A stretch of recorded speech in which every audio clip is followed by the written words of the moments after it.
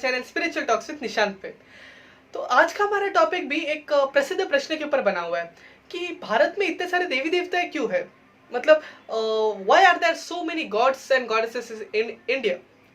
और फिर साथ ही साथ हम ये भी इस विषय पर भी चर्चा करेंगे कि क्या जो वैदिक धर्म है या फिर हम उसे हिंदू धर्म कह सकते हैं, क्या वो पॉलीथीज्म की तरफ ले जाता है, क्या पॉलीथिस्टिक बिलीफ स्प्रेड करता है। पॉलीथिस्टिक मतलब एक ईश्वर पे नहीं विश्वास, कई सारे ईश्वरों पर विश्वास, हाँ कई सारे भगवानों पर विश्वास। तो क्या वो पॉलीथीज्म की तरफ ले जाता है या फिर मोनोथीस्टिक पाथ है। तो उत्तर जानने के लिए इस वीडियो में बने रहिए और हमारे चैनल को सब्सक्राइब जरूर कर दीजिए। पहले हम जानते हैं इस समस्या की जड़ का है। ये पूरी जो समस्या है, भारत में इतने सारे ये गॉड्स है, हाँ तो इस समस्या का जड़ यह है कि जब जो वर्ड, संस्कृत वर्ड देव, देव को जब इंग्लिश ट्रांसलेशन में हमने उसे गॉड शब्द दिया, उसी समय हमने सबसे बड़ी भूल कर दी। देव को देव का इंग्लिश में जो उसका अर्थ है अंग्रेजी में, वो गॉड नहीं है। वो अगर उसके देव को हमें ट्रांसलेट करना चाहे तो उसे हम ज़्यादा से ज़्यादा एंजल्स में कर सकते हैं इंग्लिश में ट्रांसलेट, या फिर डेमीगॉड कह सकते हैं हम, गॉड नहीं। और देव है क्या? शास्त्रों के हिसाब से जिस प्रकार एक राजा, एक साम्राज्य जो राजा होता है, वो राजा का एक मंत्रिमंडल होता है, उसी प्रकार जिस तरह ईश्वर है, ईश्वर के जो मंत्रिमंडल होते हैं उन्हें देवों का नाम दिया गया है। और कई लोग ऐसा भी इंटरप्रिटेशन करते हैं कि पहले तो हमें ये समझना है कि ऐसे कई सारी एनर्जीज है हम जो हमारे फिजिकल डायमेंशन से भी परे है, वो फिर भी हमारे लाइफ को इन्फ्लुएंस करती है। तो कुछ ऐसे एनर्जीज को वो लोग देवी देवताओं का नाम देते हैं। ऐसे ये मैं अपना पर्सनल ओपिनियन नहीं बता रहा हूँ, कोई लोग ऐसे कहने वाले। फिर कोई लोग ऐसा भी कहते हैं कि मीन्स देवी देवता ये लोग सब ह्यूमन ही है, लेकिन हमसे भी बहुत ज़्यादा स्पिरिचुअली इवॉल्व, हाँ हमसे भी अधिक स्पिरिचुअली इवॉल्व बीइंग्स है, आध्यात्मिक तरीके से हमसे भी आगे ऐसे जीव है जो हमारे जैसे, जिस तरह हमारा भूलोक है वैसा उनका भी एक स्वर्गलोक होगा। तो इस तरह की इंटरप्रिटेशन है, अलग अलग विद्वानों ने अलग अलग तरीके के ये इंटरप्रिटेशंस किए हैं शास्त्रों के। तो ये था कि देवी देवता है क्या असल में। फिर हम आते हैं जो त्रिदेव का कॉन्सेप्ट है भारत में, मीन्स त्रिदेव यानी ब्रह्मा विष्णु महेश।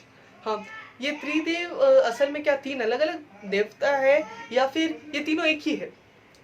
शास्त्रों के हिसाब से ये तीनों एक ही है। हाँ ये तीनों एक ही ईश्वर के मीन्स तीन अलग फेसेट्स कह सकते हैं, हमें तीन अलग अलग भाग कह सकते हैं हम, लेकिन ये तीनों का जो मूल है वो परमात्मा एक ही है। हाँ तीनों एक ही परमात्मा के तीन अलग अलग भाग कह सकते हैं हम उसे।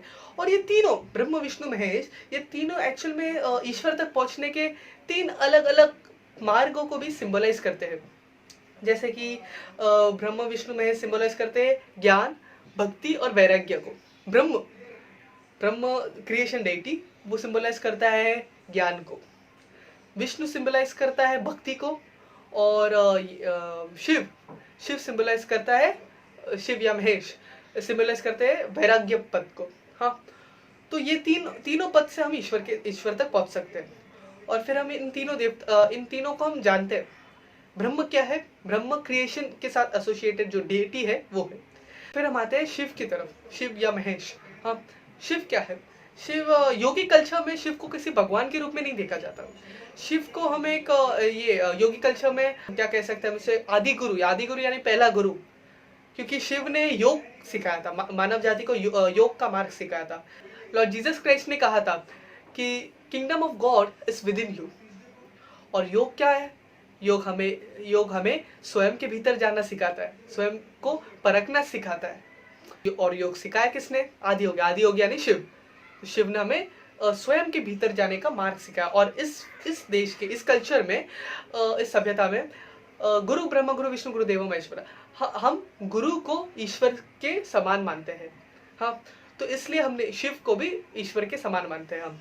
तो शिव डिस्ट्रक्शन के लिए भी स्टैंड करते हैं, यानी या डिस्ट्रक्शन मतलब है पुनर्निर्माण। हाँ जब पुरानी विचारधारा नष्ट होगी तो तभी तो नई विचारधारा का जन्म होगा। तो शिव विनाश के देवता भी हम कह सकते हैं। फिर हम आते हैं विष्णु की तरफ। विष्णु क्या है? विष्णु को शास्त्र ईश्वर का ये मैनिफेस्टेड फॉर्म भी कहते हैं। मीन्स पहले तो हम ये समझना पड़ेगा कि गीता के अनुसार ईश्वर का एक मैनिफेस्टेड फॉर्म भी है और एक अनमैनिफेस्टेड फॉर्म भी है जो दिखाई नहीं देता, और एक ऐसा फॉर्म जो दिखाई देता वो फॉर्म कौन सा है? ये पूरा ब्रह्मांड, हाँ ये पूरा यूनिवर्स, पूरे इस ब्रह्मांड का रंग नीले रंग से मिलता है, और विष्णु और नारायण यानी विष्णु का रंग भी नीला है। तो इस तरह से हम समझ सकते हैं कि तीनों उस एक ही ईश्वर के अलग अलग भाग हम कह सकते हैं इन्हें। और फिर एक ऐसा भी एक इंटरेस्टिंग थियरी है कि गॉड जो शब्द है वो एक्चुअल में 3 वर्ड्स के एब्रिविएशन है। हाँ, G for generator, O for observer और डी फॉर डिस्ट्रॉयर। जनरेटर यानी ये ब्रह्म, ऑब्जर्वर यानी विष्णु और डिस्ट्रॉयर यानी शिव। और फिर हम आते हैं इन अवतारों पे। अभी कई लोग ऐसे होते हैं कि ये लोग इन्हें संबोधित करते हुए कहते हैं कि द हिंदू गॉड रामा या फिर द हिंदू गॉड कृष्णा। ऐसा नहीं है, ये सारे रूप, ये सारे अवतार, चाहे परशुराम का अवतार हो, चाहे ये कृष्ण अवतार हो, राम अवतार हो, वराह अवतार हो, मत्स्य अवतार हो, ये सारे अवतार उस एक ही ईश्वर के अलग अलग अवतार है, अलग अलग या फिर एक्सपांशंस कह सकते हैं उन्हें। हाँ, अलग अलग रूप है उस एक ही ईश्वर के। कृष्ण अवतार, राम अवतार। कृष्ण अवतार और राम अवतार के बारे में मैं एक अलग से वीडियो बनाऊंगा। तो ये सारे अवतार एक ही ईश्वर के हैं। और फिर एक ऐसी दुविधा भी आती है कि इनमें से हम किस भगवान को पूजा करें, हम किसे पूजे। तो इसके लिए भी वेद हमें इष्ट देवता का मार्ग बताता है कि इष्ट देवता के बारे में मैं आपको किसी विस्तार से किसी दूसरे वीडियो में बताऊंगा। और फिलहाल के लिए आपसे विदा लेना चाहूंगा। जो गूगल में आप देखते हो, विकिपीडिया में देखते हो कि Hinduism is a polytheistic religion, Hinduism is a polytheistic religion, actual में ऐसा नहीं है। जो हिंदुइज्म नहीं कहूँगा मैं, वैदिक धर्म, वैदिक धर्म पॉलीथीइस्टिक नहीं है। वैदिक धर्म ट्रूली एक मोनोथीइस्टिक पाथ है।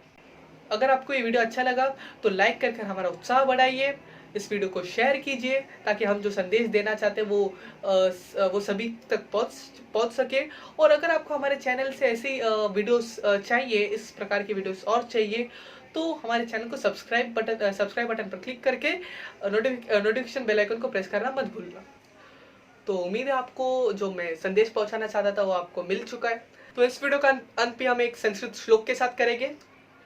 ओम नमो भगवते वसुदेवाय, अर्थात उस परम कृष्ण अवतार को हमारा नमन।